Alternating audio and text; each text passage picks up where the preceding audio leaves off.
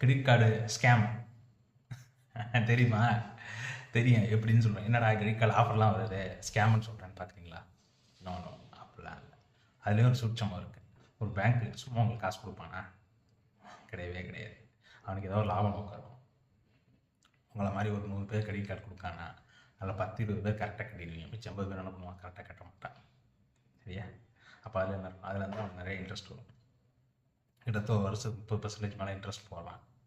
இன்னொன்று, ஒரு செலவு பண்ணி அதில் ரிவார்ட்ஸ் வருது அப்படின்னா வெட்டியாக எவ்வளோ செலவு பண்ணுறோம்? டிக்கெட் புக் பண்ணால் எவ்வளோ காசு, ஃபியூயல் ரீஃபண்ட் பண்ணால் எவ்வளோ ரிவார்ட்ஸ் கொடுக்குறோம், அப்படி இப்படி எக்கச்சக்கமாக. சரியா?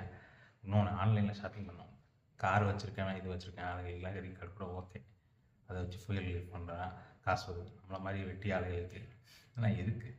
ஆனால் கிரெடிட் கார்டு தேவைன்னா மட்டும் வாங்குங்க, தேவையான பொருளை வாங்குங்க. சரியா? தேவையான காசு கொடுத்து வாங்குங்க. சும்மா ரிவார்டு வருதுக்காண்டி அவ்வளோ செலவு பண்ணணும், நாளைக்கு இவ்வளோ செலவு பண்ணணும், மாதத்துக்கு இவ்வளோ செலவு பண்ணணும் அப்படின்னு செலவு பண்ணாதீங்க.